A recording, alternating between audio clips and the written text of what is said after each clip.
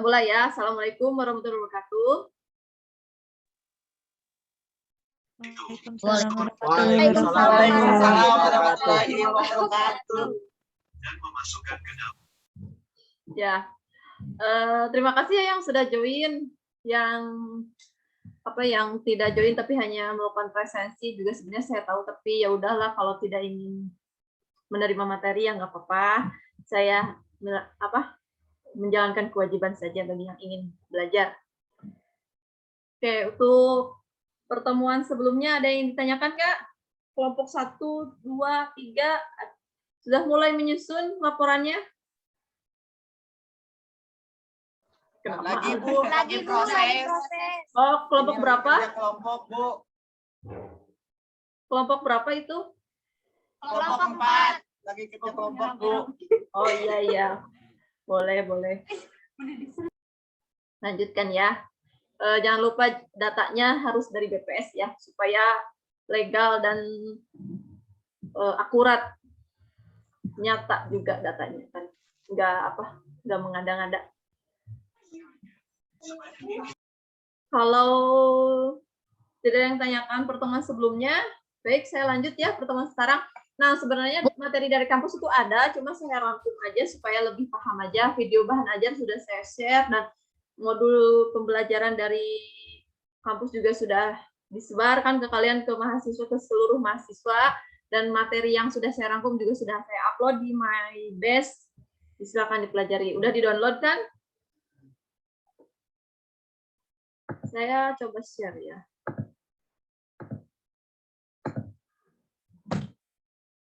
Siapa nih yang kebagian ini materinya?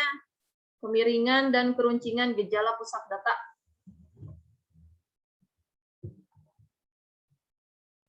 Kelompok 5 ya, Bu? Ya. Pertemuan 4, pertemuan 5. Sekarang pertemuan 4. Tapi sebenarnya dalam satu pertemuan itu materinya itu ada yang dibuat 2 kelompok atau 3 kelompok ya. Pokoknya dalam satu pertemuan ada yang dibuat 2 kelompok. Kalau nggak salah.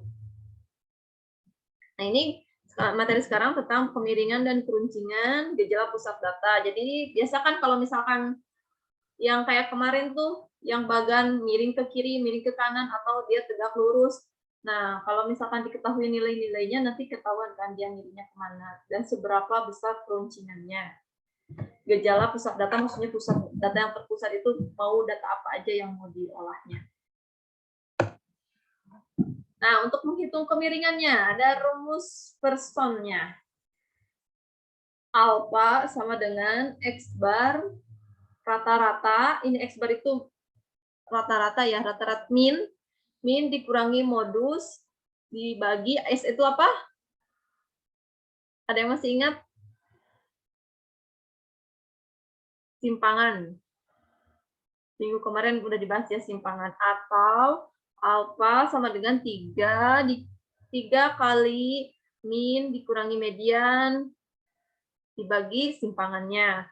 Nah, yang di atas kasusnya jika diketahui modusnya, yang di bawah jika diketahui median. Jadi ada 2 rumus untuk menghitung derajat keruncingan suatu data. Tetap ya pasti digunakan dari data awal, dihitung rata-rata, dicari modus, dicari median, dicari simpangannya, tetap. Jadi ini nyusun dari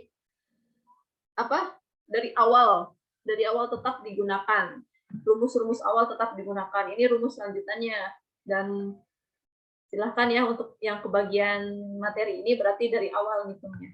Dari mulai mencari rata-rata, mulai mencari modusnya, mulai mencari mediannya. Nah, kalau misalkan ada yang belum paham, silahkan ditanyakan sekarang sebelum nanti presentasi.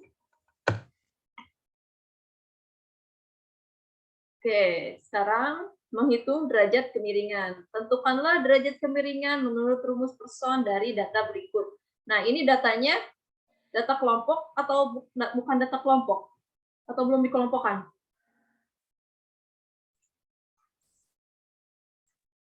Ini data kelompok. Belum, Bu. Belum dikelompokkan, Bu. Kenapa?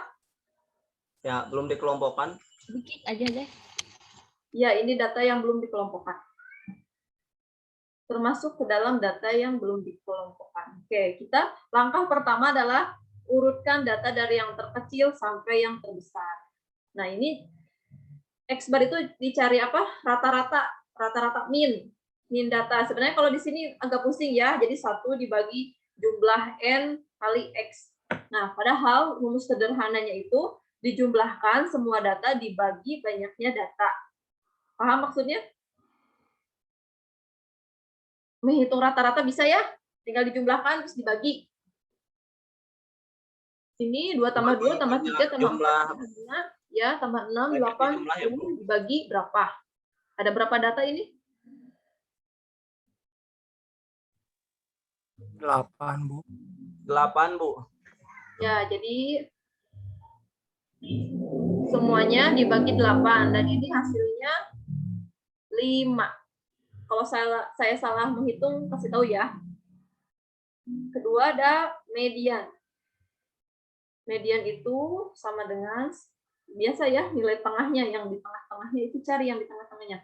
Karena ini datanya itu genap, banyak datanya genap, ada 8, maka nilai tengahnya itu dicari yang 2 di antara yang tengahnya. Berarti data yang keberapa? Data yang keempat dan kelima dibagi 2. Kalau misalkan datanya itu ada 7, berarti tengahnya ada di data keberapa? Kalau 7. 3 dan 4. Kalau 7, karena ganjil, jadi dia sudah ada tengah-tengahnya di data keempat. Iya, ya, di tengah-tengahnya, Bu. Ya, itu median ya. Kalau genap, berarti dia 2 yang ada di tengah. Nah, kalau ini kan kasusnya itu ada 8, ada genap, berarti ambil 2 yang ada di tengah dan dibagi 2. Nah, yang tengah itu adalah data keempat dan data kelima.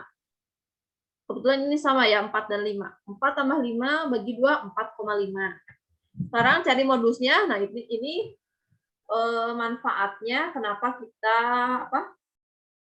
mengurutkan data. Jadi supaya tahu modus dari segi modusnya itu yang paling sering muncul itu yang mana. Nah, modusnya itu adalah 2. Paham sejauh ini? Min, median, modus? Ada yang ingin ditanyakan? Paham, Bu. Paham, Bu, paham. Yang lainnya paham? Ini modus data yang paling banyak keluar. Di sini kan 2, jadi berarti nomor ya 2. Ya, betul.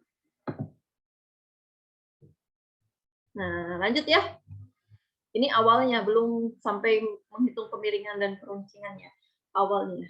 Jadi yang ke bagian kelompok ini pasti mengumpulkan data dulu, mengurutkannya, menghitung rata-ratanya, menentukan mediannya, dan menentukan modusnya.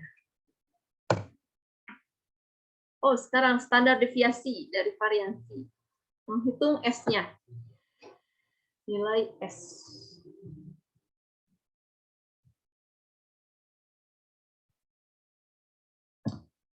Rumusnya sama dengan yang kemarin ya. Cari standar deviasi atau simpangan. Masih rumus yang kemarin yang digunakannya.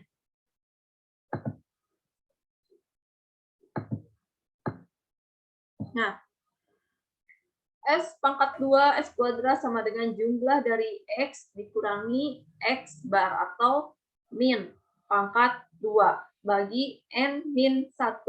Nah, ini berarti X pertama itu 2, X kedua 2, sampai X ke 8. X ke 8 berapa? 10. Ya, paham nggak saya X1, X2, X3-nya dari mana? Paham, Bu, dari data yang tadi disajikan. Nah, ini ya. Ya, Nah, betul. ini X1, X2, X3, X4, X5, sampai X8. Paham ya? Jadi kalau misalkan saya sebutkan X5, kalian sudah bisa menentukan yang berapa nilainya. X6 berarti sudah tahu. Ini, oh berarti urutannya yang ke-6. Nah, ini 5 itu tadi minnya. Rata-ratanya dikurangi X bar atau minnya di pangkat 2. Kita jumlahkan semuanya. Ini totalnya ada 58 dan dibagi N min 1, N-nya itu ada banyaknya data itu adalah 8 dikurangi 1 bagi 7, sama dengan 8,29. Maka standar deviasinya adalah S sama dengan akar dari S pangkat 2. Oke, paham sejauh ini? X pangkat 2, standar deviasi tadi simpangannya sudah ketemu nih 8,29. Tinggal diakarkan jadi 2,88. Paham sejauh ini? Paham, Bu. Ya, ada yang ingin ditanyakan? Bu, ini kalau akarnya dikeluarkan biasanya berarti pangkat setengah ya, Bu? Iya. Kalau akarnya apa, tidak digunakan ya. Paham ya ini? Bisa. Saya lanjut. Nah, sekarang udah ketemu nilai modusnya, udah ketemu nilai mediannya, udah ketemu X-bar atau rata-ratanya, udah ketemu standar deviasinya, kita tinggal masuk-masukkan aja ke dalam rumus persennya. Nih, alfa sama dengan min dikurangi modus. Minnya tadi 5, modusnya ada 2. 2 dibagi standar deviasi tadi 2,88, jadi 1,01. Ini untuk bilangan yang rumus yang menggunakan nilai modus. Atau jika menggunakan median, A sama dengan 3 kali X bar dikurangi median bagi standar deviasi. 3 kali X minnya tadi 5, mediannya 4,5 dibagi standar deviasi 2,88, jadi hasilnya 0,52. Dari sini kita sudah kelihatan nih. Karena alfanya positif, balik dari segi median dan modus itu meskipun berbeda nilainya tapi dua-duanya sama-sama positif, maka distribusinya miring ke kanan. Kayak sumbu X itu ya, ke kanan itu positif. Yang kemarin sudah dibahas, ke kanan dan ke kiri. Paham kenapa ini miringnya ke kanan? Paham, Bu, karena kan positif. Ya, betul. Kalau misalkan di sini hasilnya negatif 1,04 dan negatif 0,52, berarti miring kemana? Ya, ke kiri. Betul. Gimana yang lainnya? Ada yang ingin ditanyakan? Mencoba untuk memahami, tapi tidak paham-paham.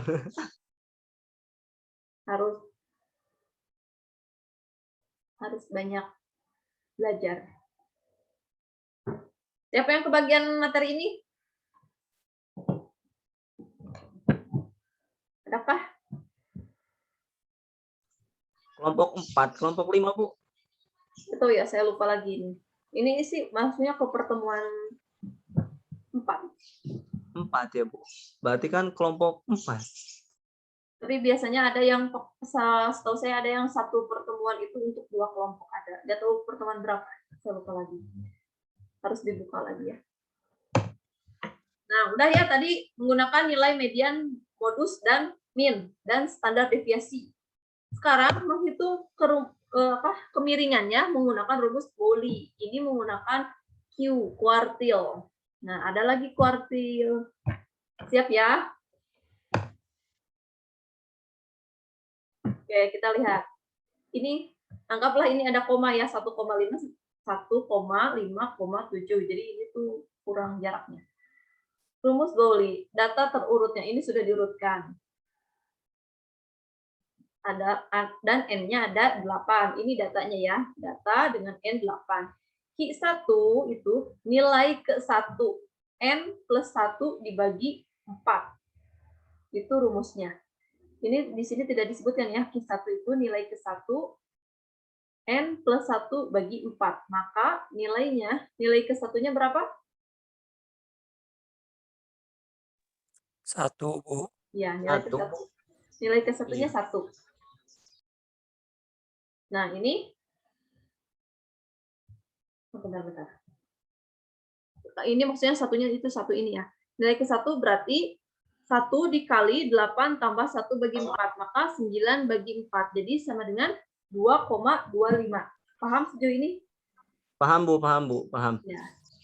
Maka Q1-nya sama dengan X2 ditambah 0,25.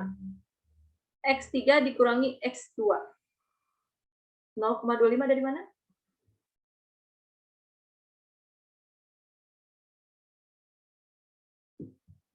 Ini ya.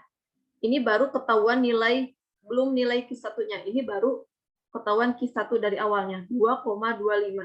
Kita ambil Berarti nilai Q1-nya itu berada di data ke-2. X2 di sini. Berarti X2 ditambah sisanya 0,25. Paham sejauh ini? Dari mana X2 dan 0,25? Silahkan.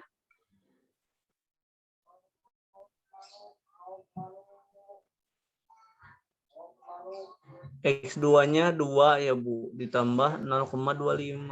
Jadi 2,25 gitu. Ya, betul. Kan ini kan awalnya itu 2,25. Ini tuh belum nilai Q1-nya belum ketahuan, baru rumus awalnya. Nilai ke-1 8 tambah 1 ini udah paham lah ya. 9 bagi 4 dari mana. Nah, hasilnya 2,25. Berarti yang diambil itu yang awalnya satuannya dulu. Berarti X2 rumusnya. Kalau misalkan di sini 3,25 berarti X 3. Paham? 3. Ya. Kalau di sini 4,75 misalkan, berarti X 4. 4 ditambah 75. 0,75. 0,75. Ya, 0,75. ya betul. Paham sejauh ini?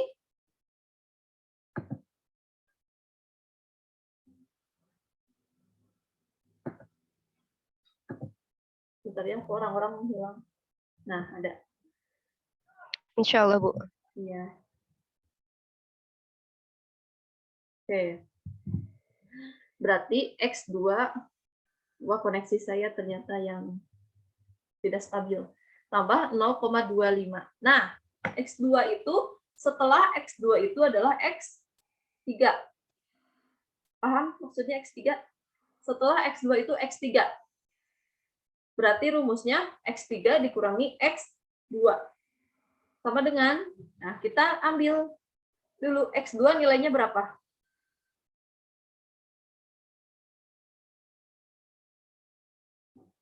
Jaringannya.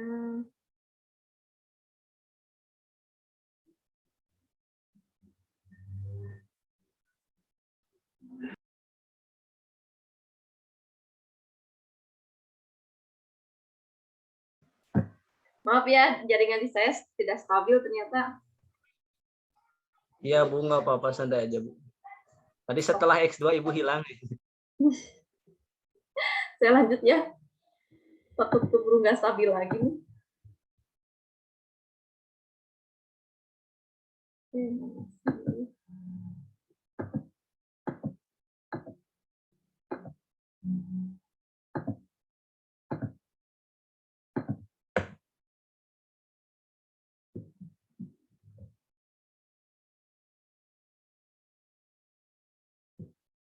Tadi sampai di X2 ditambah 0,25. Nah, ini X3 itu setelah X2 dikurangi X2. X2 itu dari sini ya, dari Q-nya. Jadi tinggal dimasukkan. Nilainya tinggal dimasukkan aja. Sekarang X2-nya berapa dari data? 2, Bu. 2. Ya. Kemana nih orang-orang? Ayo aktifkan lagi dong kameranya. Hanya 3 orang. Ya. Nggak di-record lagi, Bu. Apa ini nggak di-record gitu sama saya? Kan tadi Ibu keluar.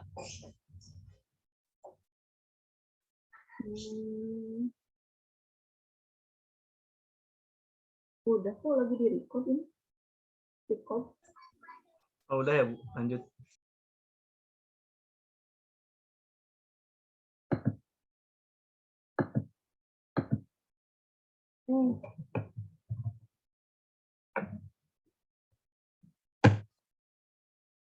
Nah, X2-nya berapa nilainya tadi? 2, Bu. Bukan. Kata saya X2 itu dari data ke-2. Lihat data kedua di data. Oh, 5. 5, Bu. 5. Nah, ya. Nah, tadi saya bilang X1, X2, X3, X4, X5, dan X sampai X8. Ini ya. Nah, X2-nya itu 5. Ditambah 0,25 masih dalam rumus. Nah, X3-nya berapa? Iya, 7, Bu. X3 7. 7. Ya, betul. X3 7 dikurangi X2-nya 5. Jadi kita tinggal 5. dimasukkan aja. 5 ditambah 0,25 kali 2. 5 ditambah 0,5. Jadi hasilnya 5,5. Untuk Q1. Ini hasil Q1. Paham 5,5 dari mana? Paham, Bu. 0,25 dulu dikali 2, jadi setengah. Nah, jadi 5 ditambah setengah, jadi 5,5. Ya, ini ya. Jangan lupa urutan-urutannya X1, X2. Oke, sekarang kita ke Q2. Q1 udah ya, berarti tinggal Q2. Nah, rumusnya sama, ini kayak nilai ke-1, karena ini Q2 berarti nilai ke-2 ditambah masih N plus 1 bagi 4. Maka 18 bagi 4 sama dengan 4,5. Nah, ini dari mana 18-nya? Tadi, Bu, 9 dikali 2, Bu. Ya, betul. Ini kan, Bu, nilai kedua. Ya, ini kan dijumlahkan dulu 8 yang dalam kurung 8 tambah 1 kali 2. Jadi 8 tambah 1 9 kali 2 bagi 4. Jadi 18 bagi 18 per 4. Hasilnya 4,5. Maka Q2-nya jadi X4 ditambah 0,5. paham nggak 0,5. X4 tambah 0,5 dari mana? Tadi diambil dulu satuannya 4, jadi X4.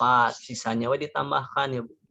Ya, betul. 0,5. Ini hasilnya kan yang nilai kedua itu 4,5. Nah, satuannya berarti 4. Diambil berarti X4 ditambah sisanya 0,5. Tambah, nah setelah X4 itu X5.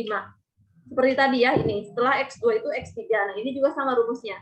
Berarti X5 dikurangi X4. Nah, X4-nya berapa nilainya? 9. 9. Dari mana 9? Itu dari data terurut. Data terurut. Ya. Oh ya, jangan lupa kalau misalkan nanti datanya belum terurut, diurutkan dulu ya. Ini kan dari contoh sudah terurut datanya. Ya, Bu. 0,5. Nah, X5-nya berapa? 12, Bu. Ya, dikurangi X4. 9. Ya, 9 ya. Maka 9 tambah 0,5 dikali 3 sama dengan 9 tambah 1,5. Jadi hasilnya 10,5. Bu. Q2-nya berarti 10,5. Paham sejauh ini? Paham, Bu. Ada yang ingin ditanyakan?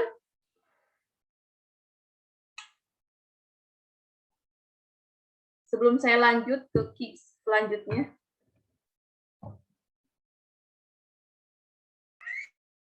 Oh, jadi Bu, ketika penerapan untuk ini Bu kan Q2-nya kan pertama itu kan belum diketahui. Kemudian kan di sini untuk pembagian 18 per 4 sama dengan 4,5 ini kan yang jadi X4 ya ditambah 0,5. X4 itu kemudian ngambil dari data yang terurut gitu ya, Bu? Iya. Datanya yang Oke, sudah siap. diurutkan. Jadi harus diurutkan dulu. Kalau misalnya nanti di soalnya ada datanya masih acak, misalkan 15 dulu, 15, 1, 9, dan di akhirnya itu angka 5, maka harus diurutkan dulu. Oke, ada yang ingin ditanyakan lagi?